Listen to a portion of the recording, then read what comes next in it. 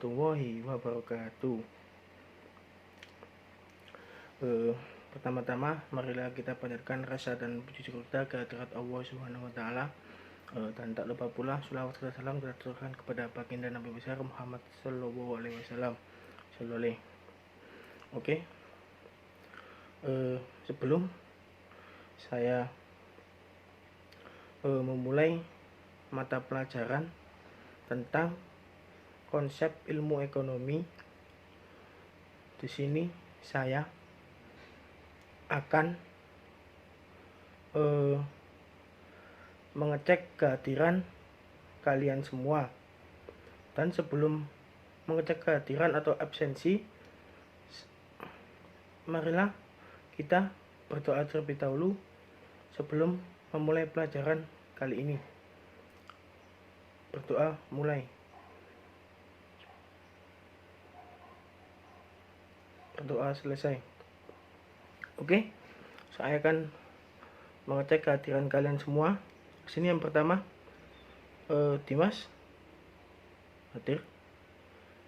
Kemudian Aliza ada. Kemudian Roni ada. Kemudian Afif ada. Kemudian Zila ada. Kemudian Fani ada. Kemudian Zatul ada. Oke, alhamdulillah nampaknya yang tidak hadir hanya satu ya. Hakim, ada yang tahu di mana saudara Hakim kok tidak hadir? Oh, ya udah, kalau tidak ada yang tahu, marilah di sini saya akan share video pembelajaran berupa PPT. Tolong kalian simak baik-baik. Dan nanti setelah saya share video PPT tersebut, saya akan menjelaskan atau menyimpulkan sedikit tentang materi pelajaran kita hari ini. Oke, selamat menyaksikan. Assalamualaikum warahmatullahi wabarakatuh. Selamat pagi. Hari ini kita akan mempelajari tentang konsep ilmu ekonomi untuk SMA kelas 10, bagian yang pertama. Konsep ilmu ekonomi yang akan kita pelajari ada 4. Yang pertama adalah konsep ilmu ekonomi sendiri. Yang nomor 2 adalah prinsip ekonomi, kaitannya dengan motif dan tindakan ekonomi. Kemudian yang ketiga adalah kelangkaan dan biaya peluang. Sedangkan yang keempat adalah ilmu ekonomi syariah. Ada beberapa tokoh dunia yang mendefinisikan ilmu ekonomi. Yang pertama adalah Karl Marx. Dia mendefinisikan bahwa ilmu ekonomi adalah ilmu mengenai cara manusia bertahan hidup dalam struktur kelas sosial dengan hubungan yang ditetapkan dalam memanfaatkan sarana-sarana untuk kegiatan ekonomi. Yang ditekankan oleh Karl Marx adalah cara manusia untuk bertahan hidup. Kemudian ada juga Adam Smith. Adam Smith mendefinisikan ilmu ekonomi sebagai ilmu yang mendalami tingkah laku manusia pada umumnya saat mengelola sumber daya, baik itu sumber daya yang terbatas maupun sumber daya yang tidak terbatas, supaya dapat mencapai suatu tujuan dalam hidupnya. Ilmu ekonomi sendiri berarti kalau disimpulkan adalah ilmu yang mempelajari tingkah laku manusia untuk mendapatkan dan mengelola sumber daya yang terbatas untuk memenuhi kebutuhan yang tidak terbatas. Jadi poinnya adalah sumber dayanya memang yang terbatas, kemudian kebutuhan untuk memenuhinya itu tidak terbatas. Pembagian ilmu ekonomi. Ilmu ekonomi dibagi menjadi 3. Yang pertama ada ilmu ekonomi deskriptif, teori ekonomi, dan juga ekonomi terapan. Ilmu ekonomi deskriptif adalah cabang ilmu ekonomi yang memberikan deskripsi terhadap data-data yang menggambarkan berbagai kenyataan serta fenomena yang terjadi. Kemudian yang kedua adalah teori ekonomi, yaitu cabang ilmu ekonomi yang berupaya untuk menjelaskan pengertian dan hubungan sebab akibat serta cara kerja sistem perekonomian. Kemudian yang ketiga adalah ilmu ekonomi terapan, cabang ilmu ekonomi yang menggunakan hasil kajian teori ekonomi untuk menjelaskan fakta yang dikumpulkan ekonomi deskriptif. Di sini untuk teori ekonomi akan terbagi menjadi dua, yaitu teori ekonomi makro dan teori ekonomi mikro. Makro itu berarti yang lebih besar, mikro berarti yang lebih kecil atau lingkupnya yang lebih sempit. Contoh ekonomi deskriptif, kondisi perekonomian Indonesia sejak Januari hingga Juli 2020 di tengah pandemi COVID-19. Ada juga misalnya kondisi ekonomi Indonesia pada tahun 70-an, terus bisa juga untuk ekonomi Jepang pasca Perang Dunia Kedua seperti apa. Nah, itu namanya adalah contoh ekonomi deskriptif. Seperti apa ciri-cirinya? Biasanya adalah suatu hasil yang bukan rekayasa, nyata dan memang faktual. Memiliki beberapa instrumen seperti penggambarannya dalam bentuk grafik, kurva, dan yang lain sebagainya biasanya untuk mempermudah penggambaran datanya. Sedangkan contoh ekonomi makro dan mikro. Sekarang untuk contoh ekonomi makro dulu. Ilmu ekonomi dengan pembahasan tentang keseluruhan atau agregatif kegiatan ekonomi. Ini lingkupnya lebih luas. Misalnya membahas tentang jumlah pengangguran, tingkat inflasi, pendapatan nasional, perdagangan internasional, pertumbuhan ekonomi suatu negara, itu akan dibahas dalam ekonomi makro atau yang lingkupnya lebih luas. Sedangkan ekonomi mikro adalah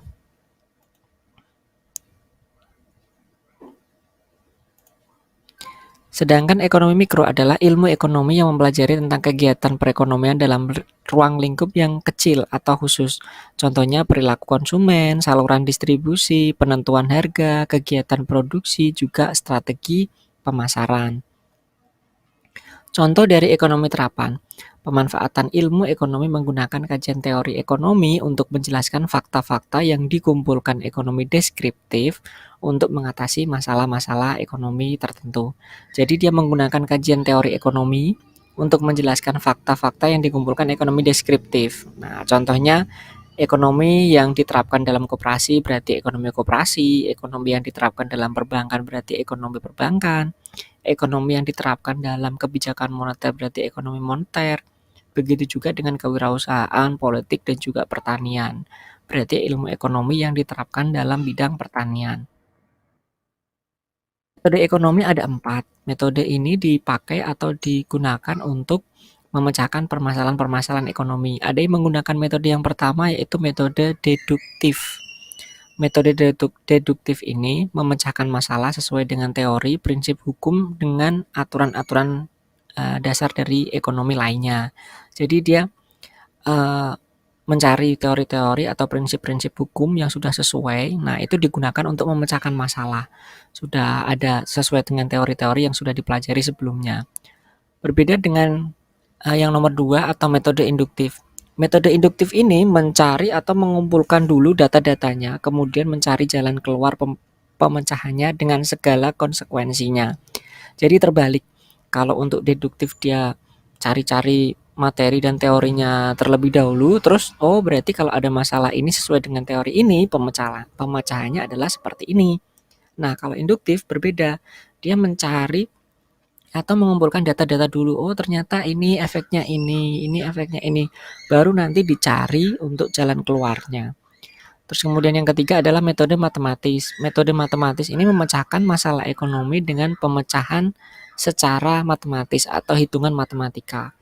Yang keempat adalah memecahkan masalah ekonomi dengan mengumpulkan, mengolah, menafsirkan, menyajikan data statistik supaya ketemu permasalahannya sekaligus alternatif solusinya dengan metode-metode yang statistika. Nah, sekarang kita mempelajari ke konsep berikutnya yaitu prinsip ekonomi.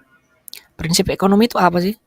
Prinsip ekonomi itu mencoba untuk mengeluarkan pengorbanan yang sekecil-kecilnya untuk hasil tertentu. Karena kalau modalnya kecil tidak mungkin hasilnya maksimal, tetapi hanya bisa sampai ke level tertentu saja.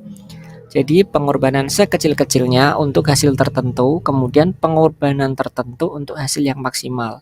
Jadi untuk mendapatkan hasil maksimal, maka kita membutuhkan materi-materi atau pengorbanan-pengorbanan tertentu yang sudah kita ukur sebelumnya. Penerapan prinsip ekonomi ada pada 3 kegiatan, baik itu kegiatan produksi, kegiatan distribusi, dan juga kegiatan konsumsi. Kalau penerapan prinsip ekonomi pada kegiatan produksi, intinya adalah untuk menghasilkan barang dan jasa sebanyak-banyaknya dengan biaya produksi dan pengorbanan yang tertentu. Jadi seorang produsen dia akan memikirkan bagaimana untuk menghasilkan barang dan jasa yang sebanyak-banyaknya dengan biaya produksi yang sehemat mungkin, diusahakan untuk bisa sehemat mungkin. Misalnya, dia mencoba untuk menentukan harga jual berapa yang paling menguntungkan, pakai bahan baku yang kualitasnya seperti apa, belinya dari mana, terus menggunakan tenaga kerja yang ahli, yang terampil, atau yang bisa mengerjakan satu bidang saja, atau juga bisa juga memilih akan menggunakan mesin produksi atau menggunakan tenaga manusia. Nah, itu prinsip-prinsip kegiatan produksi. Kemudian untuk kegiatan distribusi pada prinsipnya adalah untuk menyalurkan barang dan jasa dari produsen ke konsumen dengan lebih efektif, lebih hemat, dengan layanan prima dan menyerap tren yang sedang berlaku di masyarakat. Misalnya, sebagai produsen ini dia memikirkan bagaimana cara meningkatkan kualitas pelayanan ke masyarakat, menyalurkan barang ke konsumen dengan tepat waktu, lebih cepat, memakai sarana distribusi yang punya harga yang relatif murah, apakah dia pakai, ojek online misalnya atau menggunakan jasa pengiriman barang atau dia antar sendiri. Kemudian yang ketiga adalah kegiatan konsumsi. Prinsip dasar ekonominya dia adalah memperoleh manfaat sebesar-besarnya dari suatu barang dan jasa dengan modal atau pengorbanan tertentu. Jadi kalau konsumen kan biasanya memikirkan bagaimana mendapatkan barang yang lebih enak, lebih banyak, lebih bagus, tapi dengan harga yang murah, nggak repot, nggak ribet, lebih praktis seperti itu. Itu prinsip dasarnya. Nah, kalau kita bisa menerapkan apa yang mau kita gunakan sesuai dengan kegiatan yang kita tekuni. Apakah kita berada di kegiatan produksi, kita berada di kegiatan distribusi, atau kita sebagai konsumen saja. Selanjutnya, tindakan ekonomi. Tindakan ekonomi adalah tindakan yang dilakukan untuk mempertimbangkan pengorbanan dan hasil yang didapat dengan memilih opsi paling tepat untuk memenuhi kebutuhan sesuai dengan skala prioritas. Jadi tindakan yang dilakukan ini mempertimbangkan pengorbanan dan hasil yang didapat. Secara singkatnya istilahnya adalah worth it atau sesuai apa enggak sih yang pengorbanan yang kita keluarkan dengan hasil yang akan kita dapat. Penerapan tindakan ekonomi ini ada tindakan ekonomi yang rasional dan juga yang irasional. Yang rasional berarti melakukan tindakan ekonomi dilandasi dengan pertimbangan yang matang karena memang sebuah kebutuhan dengan pilihan yang tepat sesuai dengan kemampuannya. Sedangkan untuk tindakan ekonomi yang irasional melakukan tindakan ekonomi karena pertimbangan yang tidak umum, misalnya karena selera, karena iklan, atau karena fanatik. Ini nanti akan kalian jadikan sebuah tugas. Saya minta kalian untuk memberikan contoh bagaimana tindakan ekonomi yang rasional dan tindakan ekonomi yang irasional. Yang rasional misalnya kalian bisa melakukan, saya mau membeli barang ini karena memang saya butuh, saya mau beli kuota karena memang saat ini saya butuh, kemudian berapa kuota yang berapa saya cari untuk paket yang paling hemat. Kemudian yang irasional misalnya, saya mau beli motor atau misalnya mau saya beli sepeda yang harganya 24 juta misalnya. Kenapa? Karena saya lihat teman-teman saya itu pakai itu semua. Nah, terus atau misalnya karena mereknya ini sih, jadi saya mau ambil yang itu gitu. Nah, selanjutnya adalah motif ekonomi. Motif ekonomi adalah alasan, dorongan, dan kegiatan yang dilakukan seseorang atau badan usaha untuk melakukan tindakan ekonomi, baik dorongan itu atau motif itu dari dalam atau intrinsik maupun dari luar atau ekstrinsik.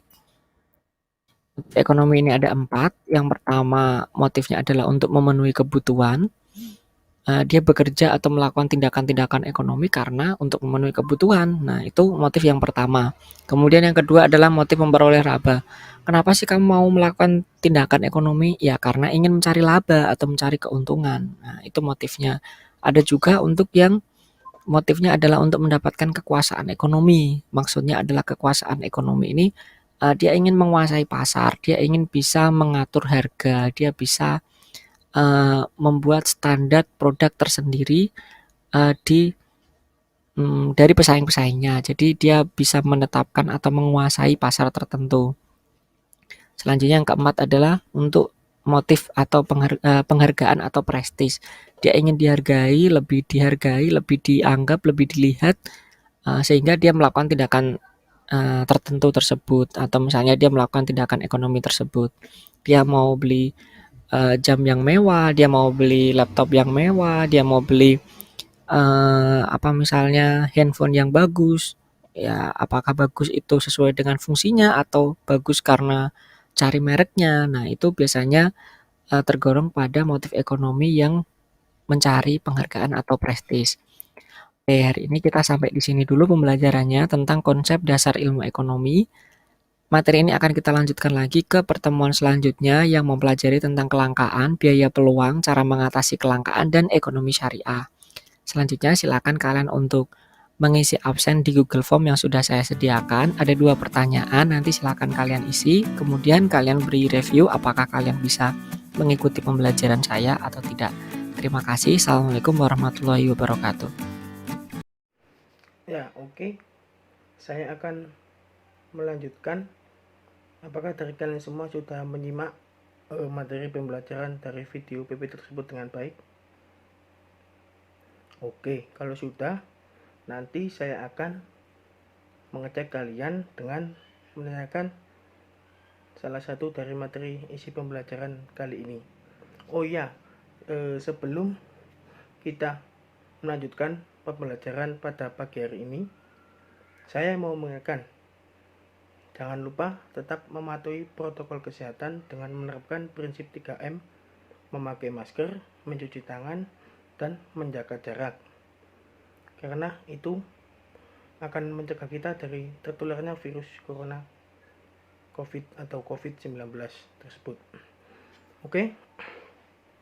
Pada kesempatan pagi ini saya akan menyimpulkan dari pembelajaran berupa PPT tersebut. Apakah di sini dari masing-masing kalian ada yang tahu tentang pengertian konsep dasar ilmu ekonomi? Halo? Ya, silakan Dimas. Tolong dijelaskan.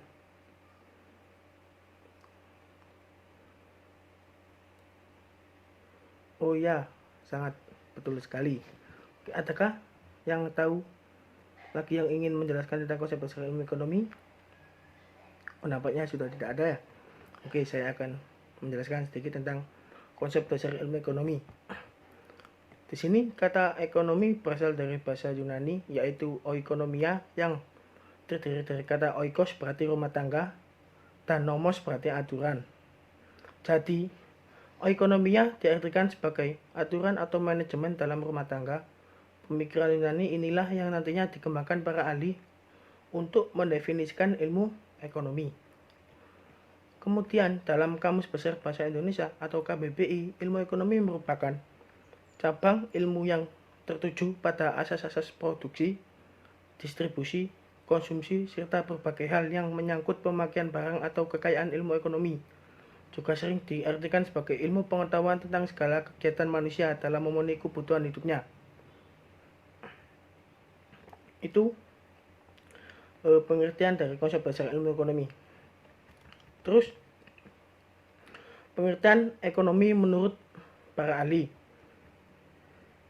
Yang pertama, menurut Adam Smith, mendefinisikan ilmu ekonomi sebagai ilmu sistematis yang mempelajari tingkah laku manusia dalam usahanya mengalokasikan sumber daya yang terbatas untuk mencapai tujuan tertentu. Pengertian yang kedua, menurut Aristoteles, berpendapat bahwa ilmu ekonomi adalah suatu cabang ilmu yang bisa digunakan melalui 2 jalan, yaitu adanya kemungkinan untuk dipakai dan kemungkinan untuk ditukarkan dengan barang. Pendapat ini berkaitan dengan nilai pemakaian dan nilai pertukaran dalam materi ekonomi. Selanjutnya, dari pengertian ilmu ekonomi beberapa ahli di atas, kita bisa mengetahui bahwa konsep dasar ilmu ekonomi sebenarnya berkaitan dengan 4 aspek, yaitu kegiatan ekonomi, prinsip ekonomi, dan motif ekonomi, serta metodologi ilmu ekonomi. Oke, apakah penjelasan dari saya sudah bisa didengar dengan jelas melalui aplikasi Google Meet kali ini? Ya, alhamdulillah sudah. Ya, selanjutnya di sini apakah dari masing-masing kalian ada yang mengetahui tentang pembagian ilmu ekonomi? Tadi kan di video PPT kan sudah ada. Tolong dijelaskan siapa yang bisa. Ya, Zila, silakan.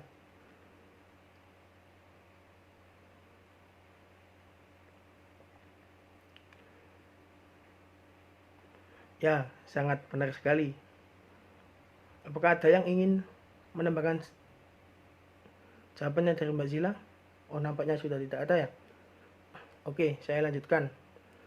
Saya akan jelaskan pembagian ilmu ekonomi. Menurut Alfred W. Stoiner, kajian ilmu ekonomi terbagi menjadi 3 kelompok, yaitu ilmu ekonomi deskriptif, ilmu ekonomi terapan, dan ilmu ekonomi dan teori ekonomi.